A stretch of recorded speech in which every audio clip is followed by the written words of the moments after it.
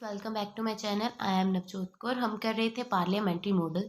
हमने last 2 videos में इसके बारे में इंट्रो की है, इसकी और इसकी करेक्टरिस्टिक की है। अब नेक्स्ट वीडियो में हम कवर करेंगे डिफेक्ट और इसके डीमेरिट्स। ठीक है, इस वीडियो में हम ये सारा कवर कर देंगे। डिफेक्ट मीन्स इसमें प्रॉब्लम क्या आ रही है, जो हमारा पार्लियामेंट्री मॉडल चल रहा है ये पूरा सक्सेसफुली क्यों नहीं काम कर रहा है। सबसे पहले indifferent attitude of ministers. Yes, तो जो कई मिनिस्टर है ना, वो पार्लियामेंट के कामकाज को इतना मीन्स ध्यान नहीं देते हैं, वो इग्नोर सा करते रहते हैं। और कई बार तो ज़्यादातर क्या है, कई तो मिनिस्टर रहते ही क्या है, एब्सेंट रहते हैं। या फिर मान लो अगर उनसे कोई क्वेश्चन पूछा जाता है पार्लियामेंट में, तो वो सही से आंसर नहीं देते हैं। मीन्स उनको क्या, उनको जस्ट पावर का है कि हमें पावर मिल चुकी है। ठीक है, तो ये चीज़ है। इसको आप अपनी वर्डिंग में इसके आगे अपने नोट्स खुद बनाने, ये आपके लिए बेनिफिशियल होगा। ये हेडिंग देकर आगे जो भी मैंने बोला उसको आप अपनी लैंग्वेज में लिख लीजिएगा। नेक्स्ट है पार्शियल एटीट्यूड ऑफ स्पीकर्स या फिर प्रेजाइडिंग ऑफिसर। यस, तो हमें पता है हमारा लोकसभा का स्पीकर होता है ना, जो मीन्स पूरी लोकसभा में मीटिंग चल रही है उसका मीन्स जो देख रहा है कि मीटिंग सही से चल रही है वो होता है स्पीकर। और राज्यसभा में होता है हमारा वाइस प्रेसिडेंट। ठीक है, तो मीन्स कई बार क्या है कि वो भी पार्शियली करते हैं। मीन्स मान लो वो क्यों ऐसा करते हैं, मीन्स कि एक पार्टी की को हम उनके इंटरेस्ट को हमने ज़्यादा मीन्स दे दिया कि उनके मीन्स फ़ायदे के बारे में ज़्यादा क्यों। क्योंकि जो स्पीकर्स होते हैं इनकी क्या है, ये बनते हुए किसके बेसिस पर है, पॉलिटिकल बेसिस पर ही ये बनते हैं। तो मीन्स इनके पॉलिटिकल पार्टीज के साथ रिलेशन तो होना आम सी बात है। तो कई बार क्या होता है, ये भी पार्शियली क्या काम करते हैं, ये इम्पार्शियल नहीं होते हैं। मीन्स कि एक पार्टी की ओर ज़्यादा ध्यान ऐसा होता है। तो मीन्स ये भी अच्छी बात नहीं है। कई बार तो ऐसे भी होता है कि मान लो जब कई बार इसको इनके रेजाइनेशन के बाद जब इन्होंने रिज़ाइन कर दिया, उसके बाद क्या है, ये किसी पॉलिटिकल पार्टी के क्या है, मिनिस्टर ही बन जाते हैं। मीन्स सीधा सीधा है कि उनका किसी ना किसी पॉलिटिकल पार्टी के साथ रिलेशन था, जिसकी वजह से वो क्या पता वो पार्शियली कर रहे हों काम अपना। ठीक है, तो ये प्रॉब्लम है। नेक्स्ट है governance by ordinances. Yes, ordinance होते हैं। एक तो बेटा हम लॉ बनाते हैं। ठीक है, लॉ बनाते हैं ना, लॉ में क्या होता है, लोकसभा राज्यसभा फिर प्रेसिडेंट ने उसको किया।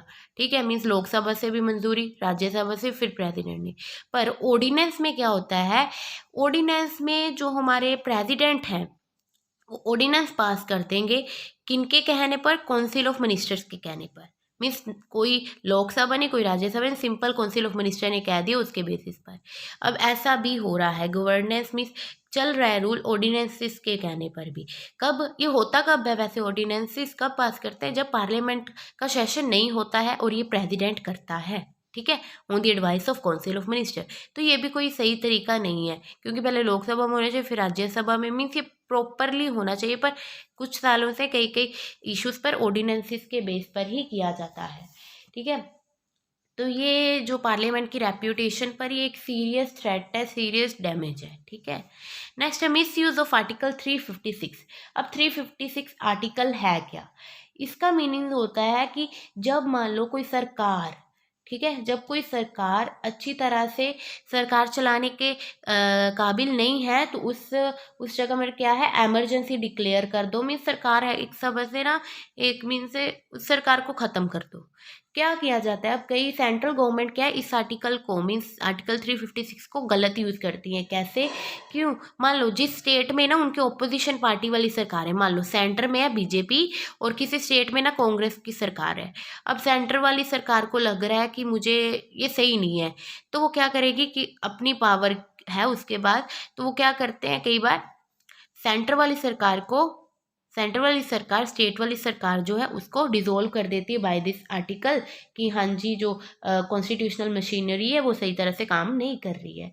तो ऐसे ही हुआ था, जैसे 2016 में बीजेपी ने 356 आर्टिकल का मिसयूज़ किया था कांग्रेस की सरकार को ख़त्म करने के लिए। कहाँ, उत्तराखंड और अरुणाचल प्रदेश में। तो ये आप अपनी वर्डिंग में लिख सकते हैं। ठीक है, नेक्स्ट है absence of two party system. Two party system का एब्सेंस होना। यस, मान लो अगर टू पार्टी सिस्टम हो, हमारे तो यहाँ पर मल्टी पार्टी है, 8 नेशनल पार्टीज एट प्रेजेंट। तो अगर टू पार्टी सिस्टम हो तो क्या होगा, एक पार्टी गवर्नमेंट बनाएगी और एक स्ट्रॉन्ग ओपोजिशन बनेगी। पर यहाँ पर नहीं है कुछ। इसकी वजह से क्या है कि कोई भी टू इक्वली पावरफुल नहीं है। सरकार बनती भी सही तरह से, मीन्स पूरी मेजोरिटी से कई बार नहीं ही बनती है। अब चलो बन रही है, पर पहले नहीं बनती थी। ओपोजिशन भी पूरा स्ट्रॉन्ग नहीं होता है, जिसकी वजह से वो वो इतना एफिशिएंटली काम नहीं करता है।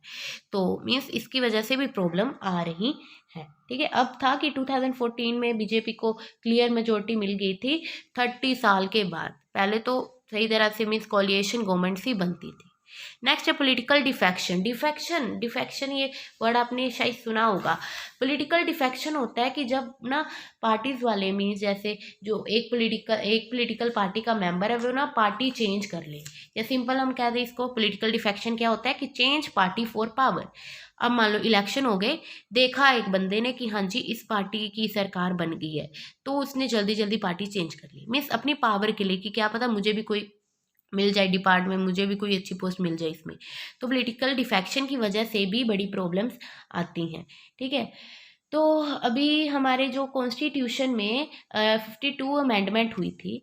52 अमेंडमेंट जो हुई थी 1985 में, उसमें ये दिया था कि पॉलिटिकल डिफेक्शन पर भी एक चेक रखना चाहिए कि हाँ कोई ऐसी बेवजह ही ना करी जाए पार्टी चेंज।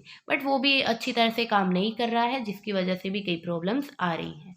तो मैं तो ये कहना चाहूँगी पॉलिटिकल डिफेक्शन, चलो किसी ने पार्टी चेंज करनी है तो वो इलेक्शन से पहले करे, बाद में करना तो सीधा सीधा वो क्या है पावर के लिए ही होगा। तो नेक्स्ट है लेजिस्लेचर विथ क्रिमिनल बैकग्राउंड। ये बड़ा सिंपल सा पॉइंट है कि हमारे जो लॉ मेकर हैं, लेजिस्लेचर जो लॉ बनाने वाले वो क्रिमिनल बैकग्राउंड से हैं। कई हमने सुना है कई ही हैं ये गुंडे हैं कई। तो वो क्या है, अगर जो लॉ बनाने वाले ही लॉ ब्रेकर्स होंगे तो कैसे काम सही तरह से चलेगा। तो इस पॉइंट्स को आप लिख सकते हो कि लॉ ब्रेकर है वो ही बन जाते हैं लॉ मेकर, तो सही तरह से काम तो नहीं चलेगा। ठीक है, एक डाटा के हिसाब से क्या है कि हमारे लोकसभा में से 30% मेंबर क्रिमिनल बैकग्राउंड से हैं और राज्यसभा में से भी 16% क्रिमिनल बैकग्राउंड में से है। तो ये देखो कितनी मीन्स प्रोग्रेस कैसे होगी उस कंट्री की जहाँ पर लॉ मेकर्स ही लॉ ब्रेकर्स हैं। तो इस पॉइंट को भी आप लिख सकते हैं। नेक्स्ट है reduction in sitting of parliament. Yes, तो जब मीन्स पार्लियामेंट की सीटिंग मीन्स जो ये सेशंस होते हैं पार्लियामेंट के, उसमें कमी होती जा रही है। मीन्स पहले ज़्यादा थे फिर कम। इससे क्या है मीन्स जैसे आपको मैं एक बता दूं कि जब 1966 में क्या था, हमारे 120 सीटिंग्स होती थी एक ईयर में। उसके बाद फिर एक बार तो ऐसा है 1977 में कि 92 ही हो गई। अब एट प्रेजेंट 103 सीटिंग्स होती हैं पार्लियामेंट की, पर ये भी कम है क्योंकि इश्यूज ज़्यादा होते हैं और सीटिंग्स कम है। ठीक है, तो ये भी मीन्स कह दो कि ये सेटिस्फैक्ट्री नहीं है। ठीक है, तो ये हमारे होगी कुछ डीमेरिट्स। अब देखो आपने ये डीमेरिट्स देख लिए, अब आपको होगा कि फिर तो प्रेसिडेंशियल ही अच्छा है। तो अगर आपके पास ये क्वेश्चन आ जाता है कि रिप्लेस कर देना चाहिए पार्लियामेंट्री को विद प्रेसिडेंशियल, बट नहीं करना चाहिए। क्यों नहीं करना चाहिए, क्योंकि जो भी हमने डिफेक्ट्स पढ़े हैं वो क्या है, वो कोई डिफेक्ट मतलब पार्लियामेंट्री सिस्टम के नहीं है, वो उन लोगों के हैं जो उसको चला रहे हैं। तो मीन्स क्या रिप्लेस करना चाहिए, हमें चेंजेस रिफॉर्म करने चाहिए लोगों में। ठीक है, जो उसके लेजिस्लेचर उनमें रिफॉर्म करने चाहिए, या फिर अच्छे रिफॉर्म करने चाहिए सिस्टम में। उसको प्रेसिडेंशियल से बदलने की ज़रूरत नहीं है। तो ये इस पॉइंट को भी आप लिख सकते हैं। अगर मैं आपको सिंपल बताऊं तो जो भी डिफेक्ट है, defects are no defect of parliamentary system but the defect of the person who run the parliamentary system. So there is no need to replace the parliamentary system in India with the presidential system. Rather, what is needed is the creation of appropriate environment for the success of the parliamentary system. तो hope आपको ये समझ आ गया होगा। Next है parliamentary democracy. तो ये भी हमने आज इसमें कवर करके हमारा चैप्टर कंप्लीट करना है। पार्लियामेंट्री हमने डिस्कस कर लिया। डेमोक्रेसी क्या होता है कि जो सरकार है वो लोगों के द्वारा लोगों में से ही चुनी गई हो, मीन्स ठीक है लोकतंत्र। पार्लियामेंट्री लोकतंत्र क्या है, मीन्स जब पॉलिटिकल सिस्टम डेमोक्रेटिक हो और पार्लियामेंट्री सिस्टम वहाँ पर हो, जैसे कि हमारे इंडिया में और इंग्लैंड में। मीन्स पार्लियामेंट्री पहले बता दिया, लोकसभा राज्यसभा वगैरह। डेमोक्रेटिक मीन्स लोगों के द्वारा। ठीक है, तो ये आप लिख सकते हैं when political system is democratic and there is parliamentary system, जैसे इंडिया इंग्लैंड। अब इसमें क्या होता है कि सुप्रीमेसी ऑफ पीपल, लोगों के हाथ में पावर होती है। यूनिवर्सल अडल्ट फ्रेंचाइजी है हमारे इंडिया में इसके अंदर। Means universal adult franchise means 18 और 18 अबव कैन वोट। ठीक है, जॉइंट इलेक्टोरेट है। जॉइंट इलेक्टोरेट क्या होता है, ये आर्टिकल 325 के अंडर है। इसमें क्या है कि जब ब्रिटिशर्स थे ना, तो उन्होंने तो अलग अलग किया हुआ था कि जो अलग अलग जो मीन्स हैं, जैसे सिख हैं, हिंदू हैं, मुस्लिम है, ये अलग अलग इनके थे कि इनके अलग अलग रिप्रेजेंटेटिव होंगे। बट इसके अंडर क्या है हमारे पास कि पूरा एक हम कह दें जर्नल इलेक्टोरल रोल होगा। मीन्स कि चाहे अलग अलग कास्ट रिलीजन के हैं, वो सारे क्या है ज्वाइंटली ही इकट्ठे होकर ही वोट करेंगे। ठीक है, मीन्स वो सारे एक पार्टिसिपेट करेंगे वोटिंग में इकट्ठे ही। ठीक है, तो ये अच्छी चीज़ है, इससे यूनिटी बनी रहती है। नेक्स्ट है पीरियोडिक इलेक्शन। पीरियोडिक मीन्स एक स्पेसिफिक पीरियड के बाद इलेक्शन होते हैं। हमारे इंडिया में 5 ईयर्स हैं और अब तक 17 हो चुके हैं जनरल इलेक्शन। अभी लास्ट वाला 17 कब हुआ है, अप्रैल मई 2019 में हुआ है। ठीक है, अब इसमें और क्या, टू फॉर्म्स ऑफ एग्जीक्यूटिव होते हैं, जैसे ये हमने पहले ही पीछे डिस्कस कर लिया, लेजिस्लेचर, एग्जीक्यूटिव, सॉरी एग्जीक्यूटिव जो क्या है real and nominal, leadership of PM होती है, ये भी पहले कर लिया है। अब क्या है, एक से ज़्यादा पॉलिटिकल पार्टी होती है, जिसकी वजह से क्या है ओपन कॉम्पिटिशन होता है पावर के लिए। ठीक है, एट प्रेजेंट हमारे इंडिया में 8 नेशनल पार्टीज है। तो इससे हमारा पूरा ये चैप्टर कंप्लीट होता है। अगर आपको कोई भी डाउट हो तो आप नीचे कमेंट कर दीजिएगा।